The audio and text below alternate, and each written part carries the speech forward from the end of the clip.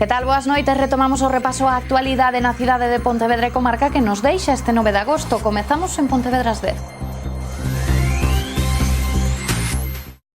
A mesa de contratación do Concello para o proxecto de reurbanización do Gorgullón reuniuse esta mañá para avaliar as 14 ofertas presentadas. A oferta mellor valorada de momento é a de EC Casas, cunha oferta de 1.258.000 euros. Os traballos que os nacionalistas agardan poder adxudicar a finais deste mes e que comezan as obras a principios de setembro.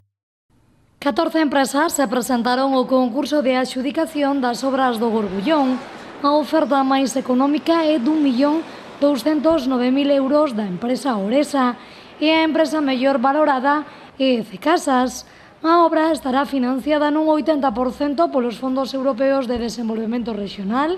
De momento, dende o Concello, anunciaron nesta xornada que non poden propoñer a ningunha empresa porque a proposta puntuada en quinto lugar entrou en baixa temeraria. Polo tanto, teñen que pedir que a xustifique. González Carballo informou que todas as empresas, ademais de facer unha oferta económica correspondente, se comprometeron a facer melloras formuladas polo Concello. Todas as empresas, ademais de facer a oferta económica, se comprometen a facer as melloras que propuñamos. As melloras que propuñamos eran o acondicionamento do entronque coa rúa da estación, en frente de autobuses, que tiña está valorado en 90.000 euros. E tamén a mellora do pavimento da banda central, que está valorado case en 50.000 euros. EC Casas é, polo tanto, a empresa de momento maior valorada para a adxudicación destes traballos que estarán financiados nun 80% polos fondos FEDER, uns traballos que dende o Concello agardan comezar a inicios do mes de setembro. Agardamos que antes de final de mes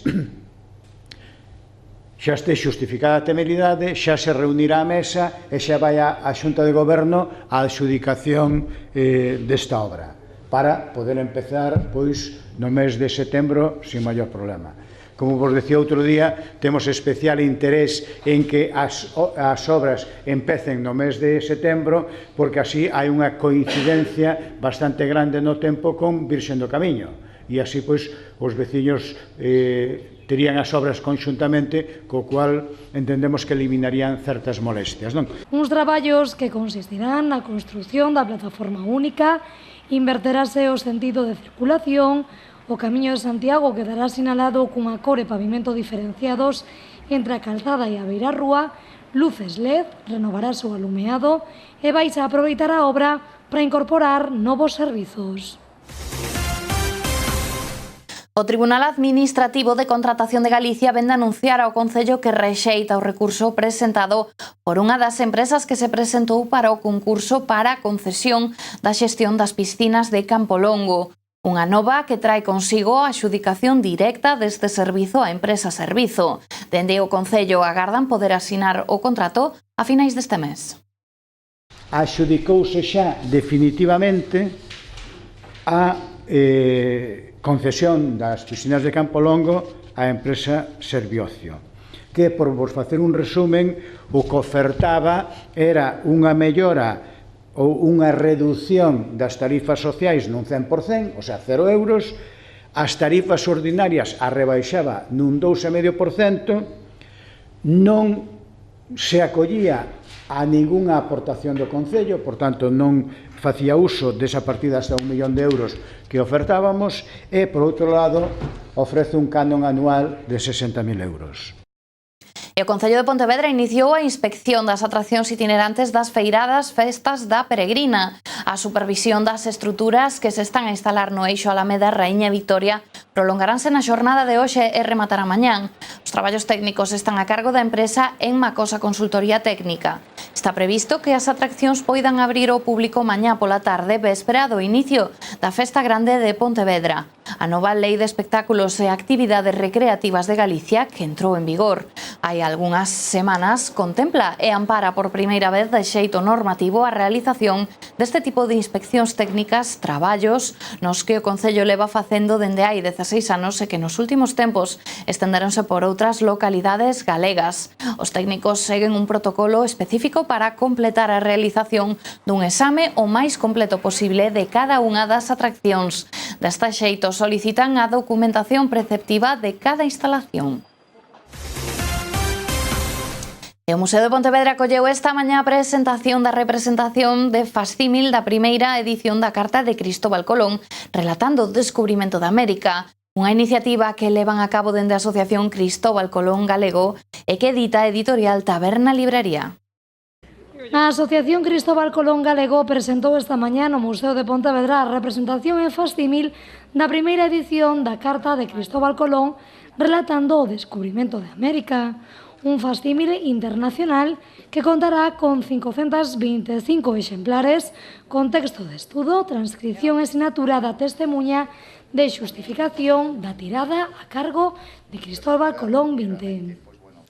Quiero aprovechar la presencia del alcalde de Bayona, del alcalde de Pollo, para intentar y solicitarle el trabajo conjunto para una divulgación de todos los elementos que dan cuerpo al descubrimiento del Nuevo Mundo y así poder aunar esfuerzos y ofrecer el más amplio y variado destino turístico, cultural e histórico del mundo en torno a la figura de Cristóbal Colón. Unha obra moi importante que perdurará na historia. Por ello, nuestro trabajo considero que cobra relevancia en el tiempo.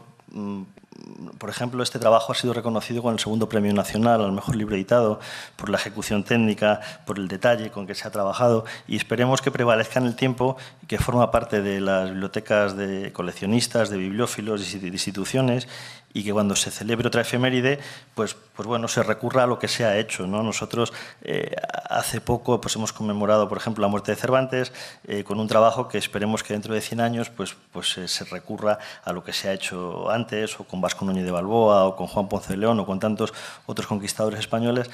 Unha obra importante para España e a nivel internacional.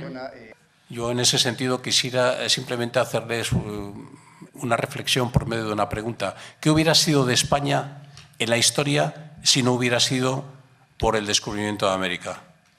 ¿Qué lugar ocuparíamos?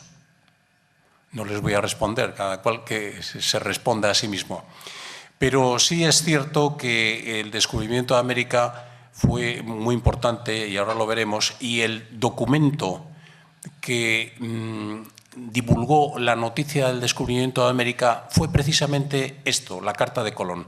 Un acto que tivo lugar no Museo de Pontevedra e o que asistiron asociados e seguidores desta Asociación Cristóbal Colón Galego.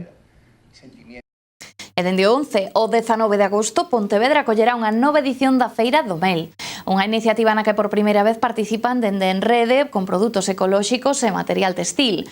Dende o Concello e a Asociación de Apicultores animan a todo o mundo a pasar por este espazo situado ao lado do mercado da Praza de Abastos, que contará con produtos artesanais e de calidade. Un ano máis, as festas da Peregrina aterran na cidade con moitos contidos e diversión. Entre estas actividades está a Feira do Mel, que se desenvolverá ao lado do mercado de Abastos dende o 11 ao 19 de agosto. Unha cita que contará con diferentes actividades cada día.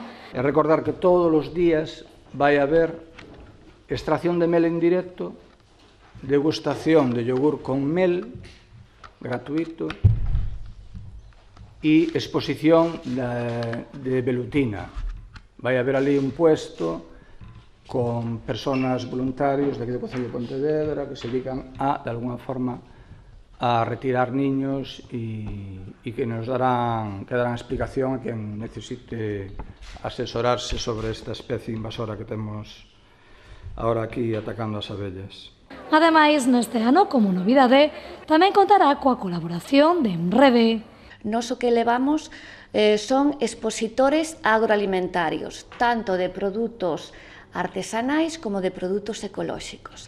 Entonces, normalmente levamos máis expositores en outros concellos, aquí por motivos de espacio, e ademais queremos dar a importancia á Feira do Mel, pois van a ser menos, pero están moi escollidos. É dicir, un visitante pois pode comprar, ademais de mel, pan artesano, pode degustar repostería artesana, Despois temos viños ecolóxicos, cervezas artesanas, batidos naturais para repoñer toda a enerxía esta que vamos a consumir. E, ao mesmo tempo, tamén traemos expositores artesanos de textil.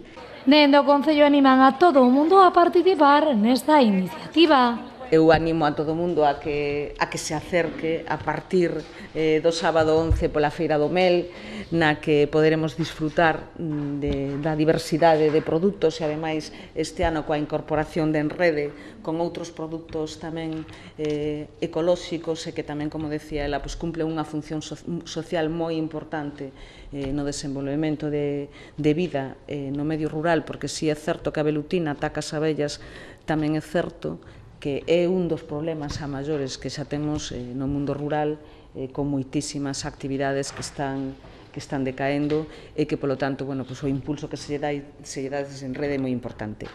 Xa o saben, a desfrutar e, sobre todo, a degustar esta Feira do Mel dende o 11 ao 19 de agosto.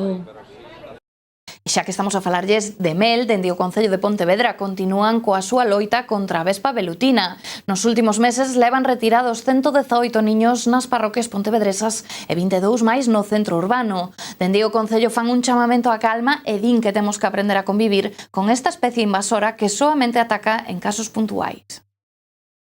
Dende o Concello continúa loitando a través de diferentes trampas e accións contra a vespa velutina, unha campaña que, segundo o Concelleiro de Medio Natural e de Medio Ambiente, está recollendo os seus froitos. Efectivamente, o traballo que se realizou durante o resto do ano por parte da brigada coa colocación de trampas reduciu os niños de velutina no rural, non se están notando tantos como en anos anteriores, mas este ano sí que xa están chegando á propia cidade. Na cidade quen fai a retirada dos niños deberá ser a Xunta, non o está facendo os bombeiros do Concello, están recibindo bastantes avisos, están facendo unha media de 3 retiradas por día aproximadamente, e nestas retiradas o que notamos é que hai moita xente que nos está avisando de niños de velutina. O concelleiro tamén fixo un chamamento á calma en relación a esta especie, da que dixo que soamente ataca en casos puntuais. O que queremos aproveitar tamén é para facer un chamamento á calma. As vespas velutinas viñeron para quedar. É unha praga que viu para quedar, entón temos que aprender a convivir con elas. Que quere decir isto? Pois, bueno, que o dano que lle fan aos seres humanos as velutinas non é máis que o que lle poida facer unha avispa normal, que picaduras e demais, se ao final te metes con ela. O que sí é importante é eliminar os niños para que non perxudiquen a cadena trófica como están facendo agora, para que non sigan eliminando colmeas e demais, porque isto tamén ao final repercute na propia biodiversidade. Nos últimos meses levan retirados 118 niños nas parroquias pontevedresas e 22 máis no centro urbano. A mensaxe que envían é clara: continuar co combate a través do trampeo para captar e eliminar raíñas e retirada de niños para minorar a expansión desta especie invasora que chegou para quedarse. Ben, pois imos con un repaso máis breve de outras informacións.